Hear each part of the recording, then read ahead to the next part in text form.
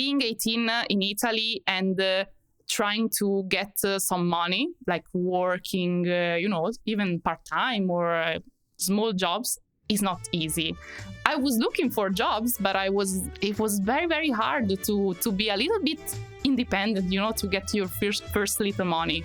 This is Italian for Sure, the podcast about Italian culture. I'm your host, Katrinska Purtis, an American living in Italy, and I interview Italians who passionately share their wisdom, stories, and insights about Italian culture.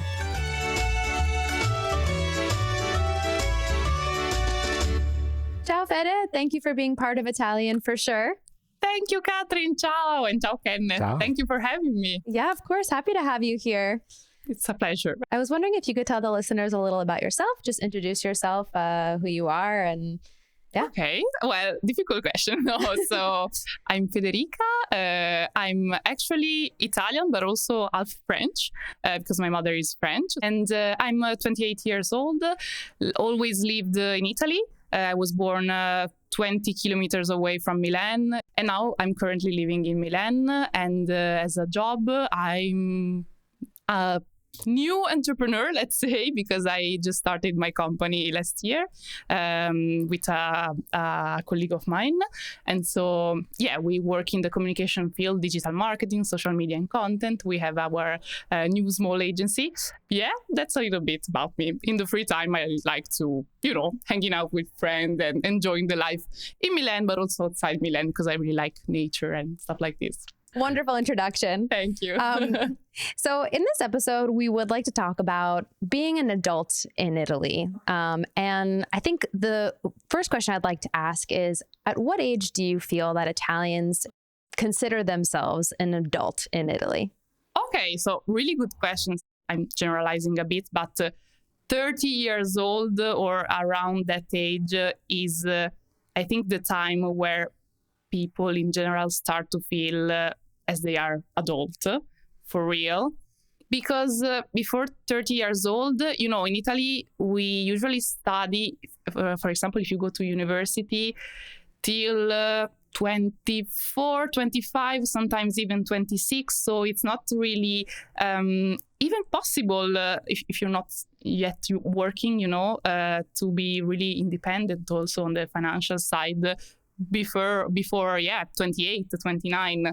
So I think that's the general age that I would consider adulthood. Also because it's the time where people, again, I'm generalizing, but tend to think about marriage, maybe having children.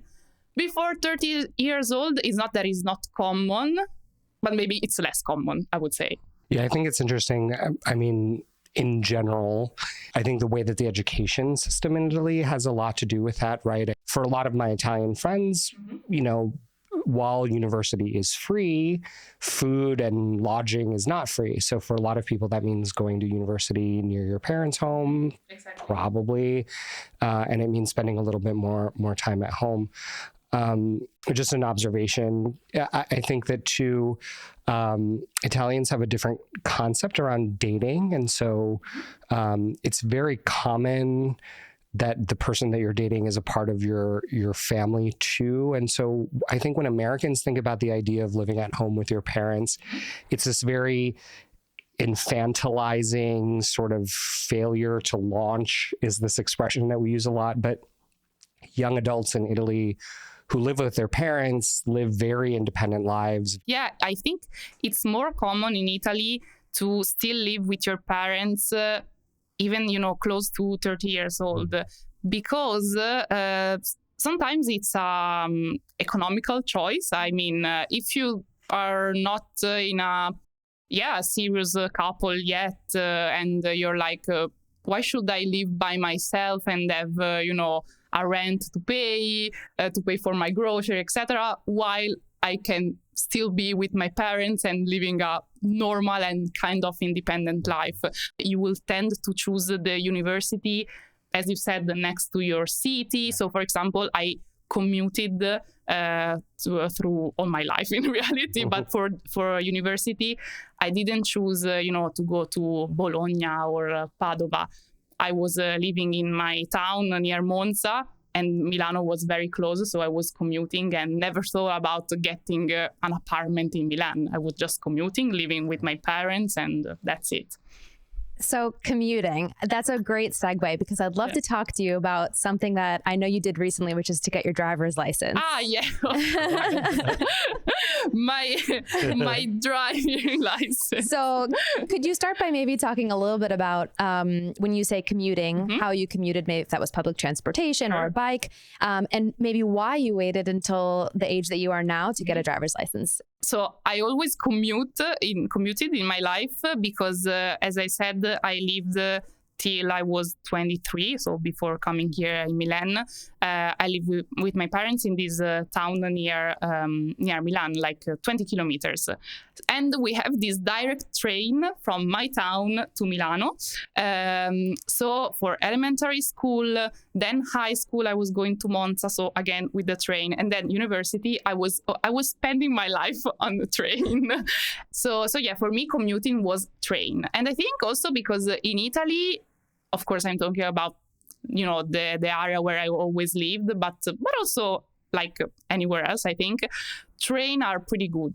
For example, in the past 10 years, I think, maybe even more, now we have, the very fast trains, so the Frecciarossa or Italo.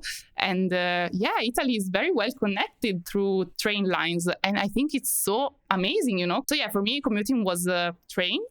And now the question is why you didn't get your driving license at 18, which is the normal age where Italian... Is that the legal age? Exactly, it's the legal age. So, 18. I mean, the written test for the driving license, it's pretty difficult. I mean, I did that this year, so I was between 27 and 28 years old, and I found it kind of difficult because, of course, it's... how do you say, like multiple choice? Multiple choice, yeah. Exactly. But the questions are sometimes pretty complicated, technical, also about how the car, like the engine of the car works, or like a very weird situation where you really have to think about it, like, okay, like, am I sure about this or not?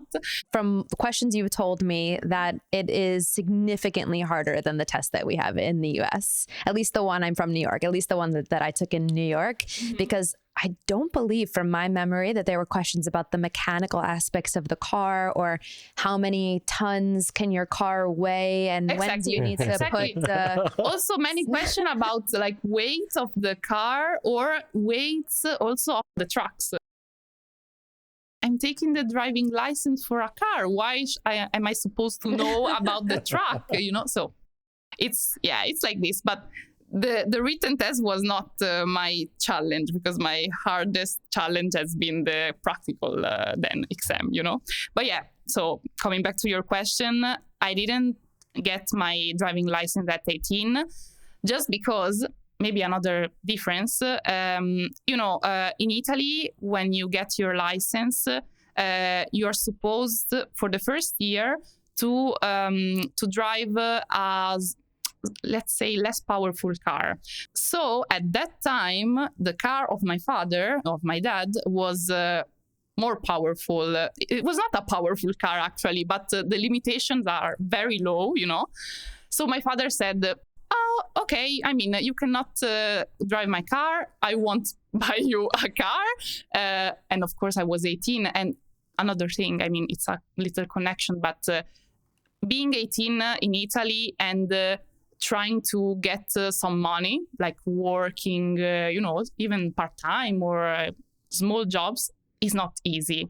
I was looking for jobs, but it was very, very hard to be a little bit independent, to get your first little money.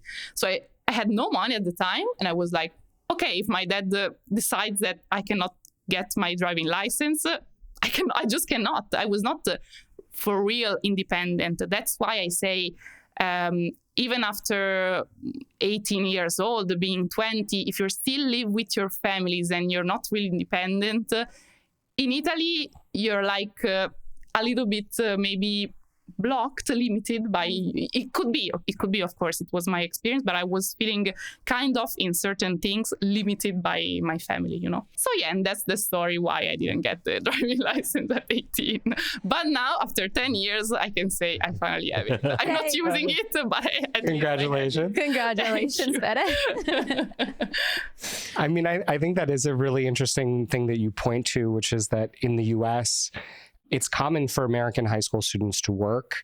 And one of the things that they save their money for is to buy their first car. That's a big kind of rite of passage for us. My first job was at an amusement park. Ah, nice. I worked in a colored sand glass store at a summer resort in Pennsylvania. I remember those where you fill it with different colors. And I mean, in Italy, many people have some little bottles of colored sands in their bathroom. I don't know why. Yeah, it is the perfect bathroom. It's the perfect bathroom ornament. Exactly. Exactly. So I think that, it's very common for us. In fact, my first trip to Italy when I was 18 was with the money that I had made at my summer jobs between those 2 years. So I think we also have a different idea. And I think just watching Italian TV and shows, one of the things that you see a lot is how much pressure Italian parents put on their kids to perform well in school. I can totally confirm that. My very first job was in a sports store, and I was as a cashier. During the summer, it was a seasonal job, and I was 20. And when I told my father, listen, that this summer, so July and August, I found this job and I'm super happy also because it was a big store. I mean, it was a good job and it was also well paid, I would say.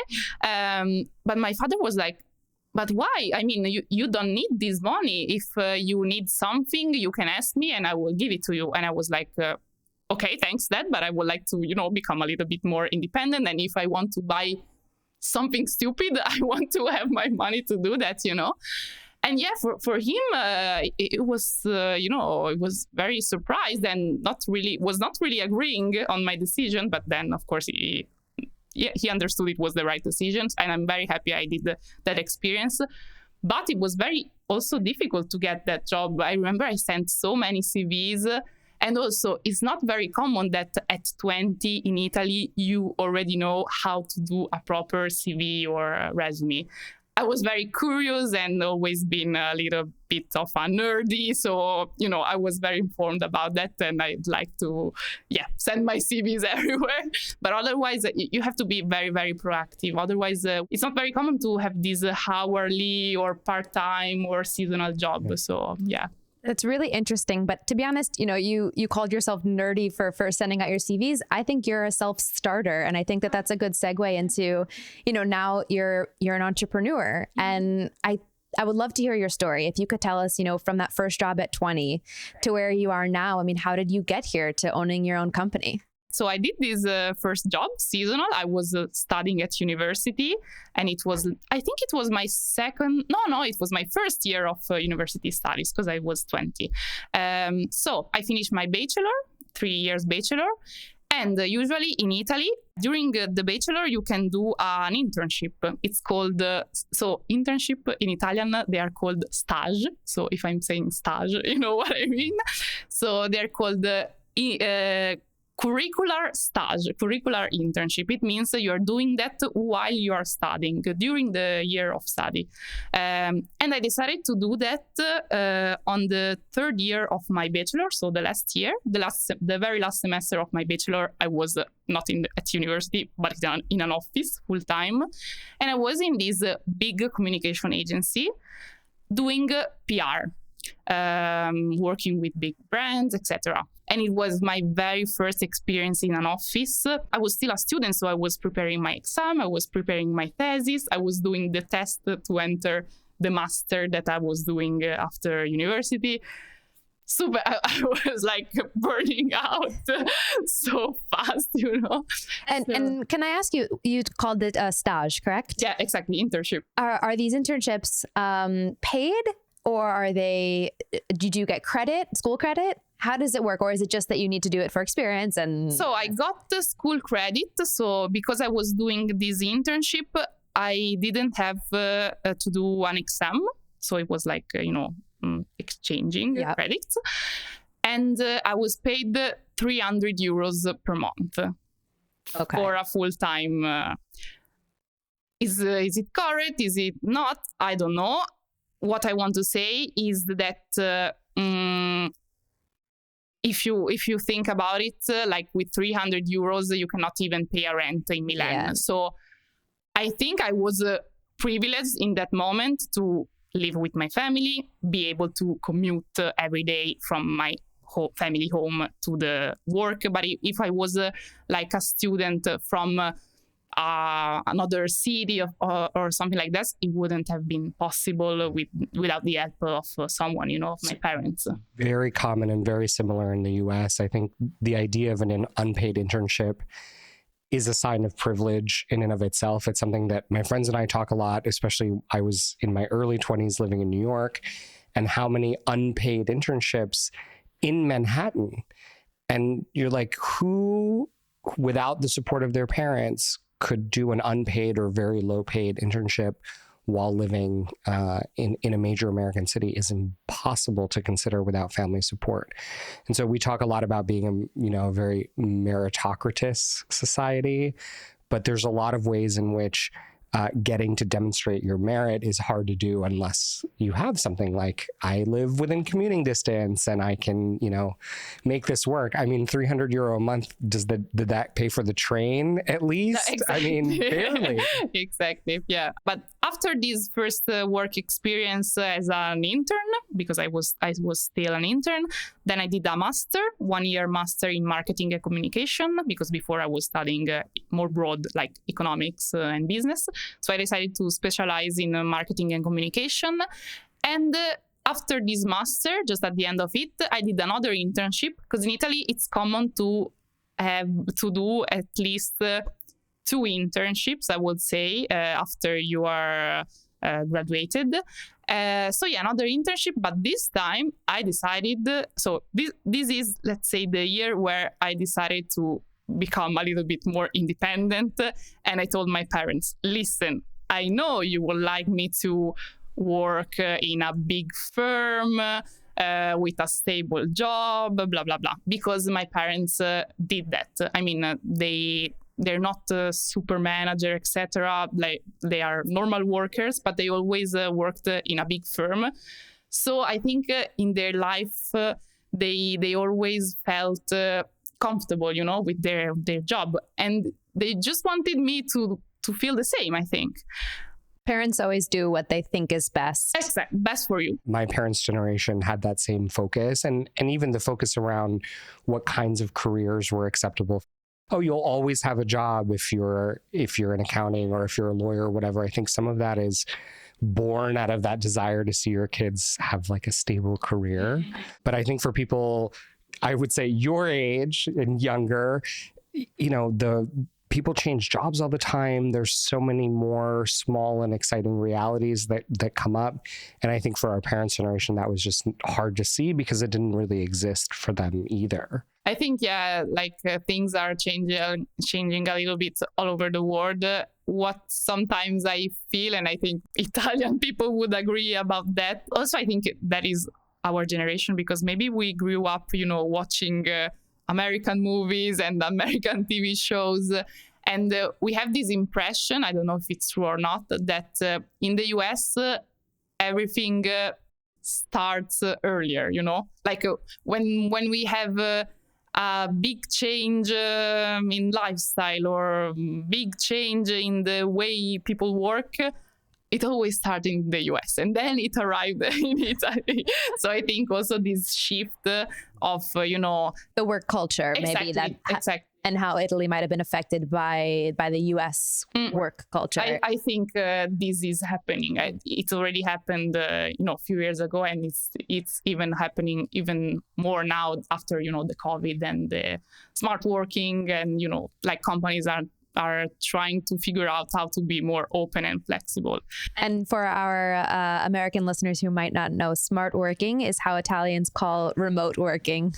Exactly. Sorry, I said smart working, thinking that it was English, but it's not. It's nice. If someone's listening, they probably are interested in also learning some Italian phrases. Exactly. So tell us, what did you tell your parents when you wanted to become independent? Okay, so I decided to be a bit rebel and tell my parents that I didn't really want to work in a big firm. I wasn't seeing myself working in a big office, and having their kind of lifestyle, let's say.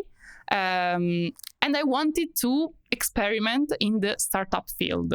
So completely, opposite, because a big firm is very stable and has a big brand, and the startups, it's like nothing. New projects, very uncertain.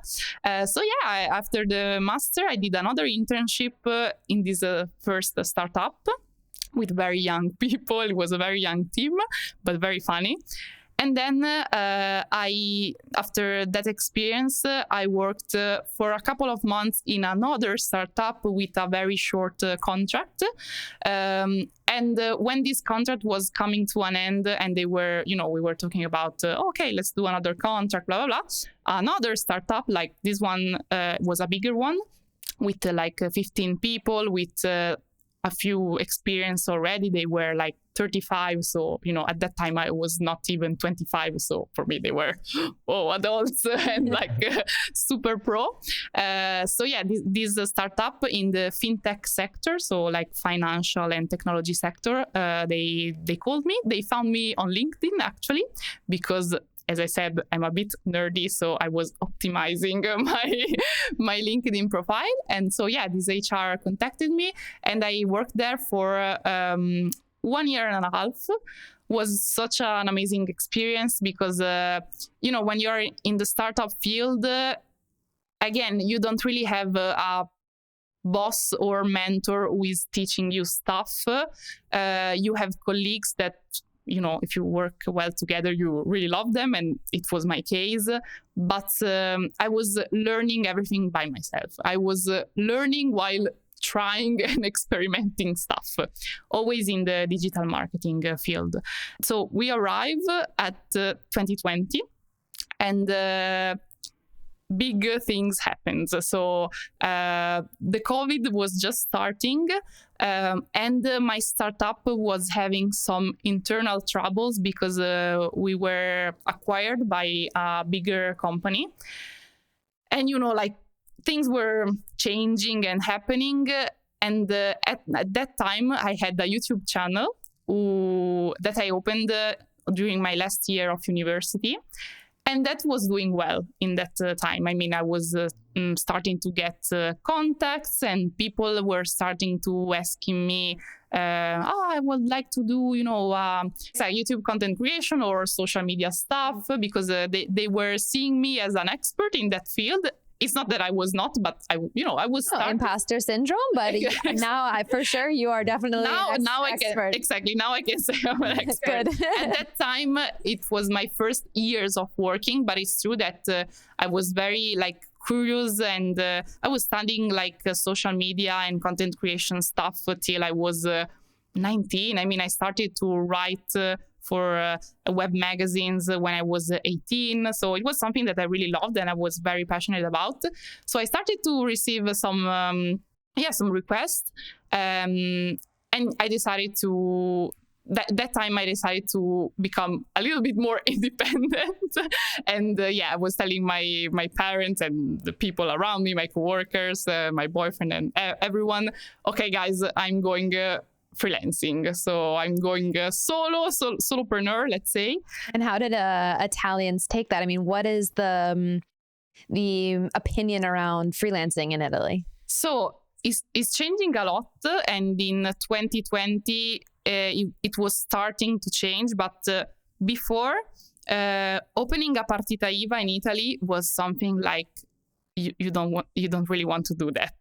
And we'll explain what a partita IVA is in a second. Exactly. Sorry. It's like the VAT position, let's say. So, but yeah, we're coming to that. So yeah, I mean, becoming a freelancer in Italy was something very seen as something very hard because of bureaucracy and taxes, especially.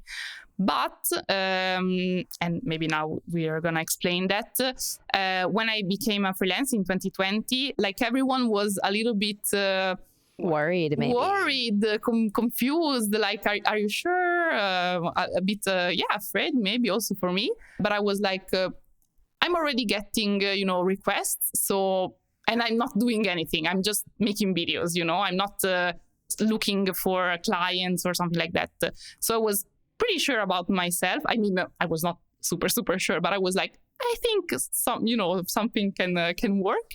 And also, I have to say that my coworkers, because they were startuppers, they were older than me, they were so supportive. And I have to say that also my parents, and also, for example, my aunties that I really love and that are, I don't want to say they are old, but they're like, they're old aunties. I was so surprised because when I made this decision, I was, calling them and telling them what I was doing. And they were like, oh, wow, this is so nice. I mean, you're so brave, and it's so good that you have taken this decision. You're young. It's nice that you want to experiment. I was pretty shocked because I always thought that my family wanted for me a very traditional, path. Exactly. And yeah, that's how I became a freelancer. But of course, there is a backstory of bureaucracy and getting all the information needed in order to understand how to become a freelancer. So if you want, we can, talk a little bit about that. I know. I definitely would love to hear more about that. In the US, we can just start selling products and services with our social security number, which is like your codice fiscale. Okay. And you can just, sell something, and the government says, okay, if you pay taxes on that income, you're considered a sole proprietor. You can just make an invoice with your social security number. And that's not the case in Italy, right? No, exactly. It's pretty different, I would say. In Italy, it's not that easy to start selling something if you don't have this partita IVA. It's a code that you have, but it's not your social security code. It's not the codice fiscale. It's another thing that you open only if you want to sell services or things, if you want to be a freelancer. So if you want to be a freelancer, you need to have a partita IVA. But also, if you want to start an activity, for example, selling, I'm making glasses, like colored glasses. I want to sell them. Yeah, you can do it, but you should not do that for more than once per year. Like it's called prestazione occasionale. So it means, the step before the partita IVA, it's this prestazione occasionale. Prestazione occasionale means that you don't have to do anything bureaucratic. It's like a paper, it's like a receipt that you should give to people when you are selling something or something like a service. But for the prestazione occasionale, because it's called occasionale, so it means occasionally, you cannot do this activity for more than 30 days, so more than 1 month. So you can imagine that if I want to start an activity and see if it works, I need more than 1 month to test it, But after these 30 days, you are supposed to open the partita IVA. And opening the partita IVA, it's a big step because it's not, It's almost like starting a company. It's almost like starting a company. Before, I guess, to someone in the US, I would maybe describe it as an in-between working off your social security number and starting a company. I had a similar experience when I was in Germany. We hired somebody freelance in Italy to do artwork, some graphic design work, and he did a prestazione occasionale. And then he was amazing. And we're like, we want you to do everything. And he was like, I actually can't accept this much money because I don't have any way to invoice it. And obviously we needed an invoice as a company. So then, eventually he did open up Partita IVA because it was the only way for him to basically make the money that we were offering him and do the work that we wanted. So. And how long did that take? So thankfully he was already in process. And of course, like without revealing any secrets, we delayed paying him for close to 6 months. So to give him time to actually get the right tax identification so that we could do it. And obviously that requires a lot of faith on both sides too, because now someone is giving you work for free. I mean, he was doing the work, but he wasn't getting paid until he got the right tax posture. And so it was complicated for us to. But this is something super common in Italy. I mean, because the bureaucracy tends to take time and take papers and asking questions to the commercialista, which is the tax consultant, because again, without the tax consultant in Italy, we have so many rules that it's very difficult to do things by yourself. You can open a Partita IVA by yourself, but it's not easy. I mean, you can do it, but if you do something wrong, it's your responsibility. So people tend to ask to the commercialista, so the tax consultant, to help them. And when you're pretty young, it's something that scares you also because, let's say, in schools or in university, they don't teach any of these. I did economics, but after my bachelor, I had no idea what a tax consultant was doing, and when I was supposed to talk to a tax consultant, I didn't know anything about the Partita IVA. To me, it's something that it should be at least introduced in schools or university. Yeah. It's interesting because in this word commercialista, right, we don't have actually the same figure in the same way. In Italy, a commercialist is what it is a tax consultant. They're also like a financial advisor. They can, right, they're supposed to help you manage your personal finances sometimes. They're this kind of all-inclusive figure that a lot of people in conversation are like, oh, I'm going to ask my commercialista about this. And so I think as a facilitator role, it's not quite something, it's more similar to in the US, you might have an accountant who did stuff for you. But I think in the US, when you think of someone having an accountant, it's somebody with a lot of assets. Whereas here, I think a lot of people have access to this kind of commercial figure who advises and helps navigate the bureaucracy, does your taxes and other things, but they're involved in a lot of ways with things like real estate, right? If you're buying or selling a home, the commercialista is always kind of in the middle of everything. So it's kind of a unique figure in that sense. We have tax people, we have accountants, but we don't have this kind of... Yeah. I think it's because in Italy, bureaucracy is complicated. It's complicated for normal people, even people that have economics studies sometimes. It's not super, easy. We don't have time to get into my story, probably Kenneth, yours as well, but bureaucracy for a foreigner coming through with work visas is we get our dose of Italian bureaucracy that way. But I'd love to understand, so you did the Partita IVA, you started your company or business, and you started selling your services. Then you got so successful that you were making, or you were about to make, maybe more money than what the Partita IVA kind of allows. Obviously, you'll explain this better. And so you opened up an actual company. Can you kind of talk about why you switched from a Partita IVA to what in Italy you call an SRL? Sure. So when I opened the Partita IVA, I was able to enter this facilitated kind of Partita IVA, which is called regime forfettario. Let's say Partita IVA is divided like this. You have the regime forfettario, which is the facilitated Partita IVA, and then the regime ordinario, which is the ordinary way to have the Partita IVA. With the forfettario, you have more facilitation. That means that taxes are lower and you don't have fixed taxes to pay. You pay your taxes according to what you make. So according to the fatturato, which is the income, I think. Yeah. Exactly. While in the ordinario, you can have also like fixed taxes. So with the forfettario, and that's why I decided to open the partita IVA with the forfettario, because I was like, if I'm not making money, I will not have to pay tax. So, I mean, there's no risk, it's less risky. While with the ordinario, sometimes you have also like fixed the cost and taxes. So it's a little bit more scary and also more complicated and a lot more of bureaucracy in this kind of mode. So this is a first, let's say, division. For the forfettario, because it's facilitated, you have an income limit. You cannot, so when I opened it, it was 60,000 euros per year.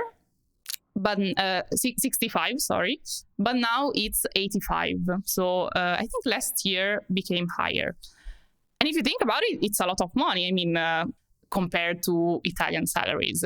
Another important thing is that in this facilitated mode, so regime forfettario, you have this limit and you cannot deduct your cost. Right. So that's why if your activity tends to grow, because your business tends to grow because you have more requests, but more requests means also more colleagues because the projects are getting bigger and you have to delegate. If you want to start to delegate, the regime forfettario is not the right way of having the partita IVA, and that is why I decided to skip the regime ordinario because it's more complicated and you're still working by yourself. I really wanted to work also with other people. I wanted to have a business partner. And that's why I decided to open the SRL, which is now my company, which is a true company. Before, I was just a freelancer, maybe sometimes delegating stuff. And now we are an actual company recognized, by the law and everything. So we have the pros and cons of being a company. So that's a little bit the path that I followed and the reasons that led me to this decision. I loved hearing your story, just from coming out of college, the age that you were then, all the way now to owning your own business. Well, congratulations, truly. And especially here in Italy, hearing how it maybe could be even more complicated than, say, in the US, which is where Kenneth and I are from. So congratulations. Oh, thank you. Thank you, guys. Awesome. I mean, it's, I don't want it to seem like a super big and huge challenge or, oh, what a path. I mean, I lived it, I experienced it, and I would say it's pretty, it's doable, I would say. But yeah, you have to be a little bit proactive because in Italy, as I said, because of bureaucracy and rules and also a little bit the mentality that push you to, have a stable job, blah, blah, blah. You have to be a little bit more creative and proactive and say, I have these ideas. I would like to, change a little bit my work lifestyle and do things as I would love to do them. I don't think about myself as a successful entrepreneur or nothing like this. I think I'm a new entrepreneur, as I said at the beginning of our talk. So I'm still figuring out and learning many stuff. But it's nice to be able to say, step by step, I did something and now I'm very happy and I'm enjoying the process. So this is I think it's a really motivational story for our listeners. We talked a little bit about job stability and kind of your parents' ideas. In Italy, there's this thing called the contratto indeterminato, which for our American listeners is kind of the holy grail. And I mean, I'm currently on one of these kinds of contracts. It is essentially an agreement with your employer that really protects the worker. And I think in Europe in general, in Italy specifically, there's a lot of worker protections. And the contratto indeterminato basically means that you cannot be fired, barring very specific conditions, right? But it basically means a job for life. That concept is pretty incomprehensible for Americans, I would say. Talk to me a little bit about the cultural significance of the contratto indeterminato, and then tell us about what it meant, the fact that you walked away from one to start your own business. Yeah, because actually in the startup that I was working in before becoming a freelance, I had this contratto indeterminato. And that's why also my parents was very, they were very happy at that time because they're like, oh, okay, finally Fede is, stable and okay with her job. But it's true, I totally agree on the fact that here in Italy, contratto a tempo indeterminato means that it would be very, very difficult to get fired unless you do something like super wrong. And even in that case, I'm not really sure that your boss or, your company will be able to fire you easily. The thing about smart working, which is remote working, is getting more and more common. But for example, many big companies that are proposing a contratto a tempo indeterminato to their employees, maybe they don't have a remote working in their policies. So, younger generations are like, no, I'm not taking your contratto a tempo indeterminato if I cannot work from home or from anywhere sometimes. So yeah, things are changing pretty quickly. And I think even the oldest generations are understanding that at the end, the contratto a tempo indeterminato is not the holy grail, as you said. Also because I have to say that during COVID, many people with the contratto indeterminato, yeah, they were protected, but in reality, maybe many people didn't work for many months.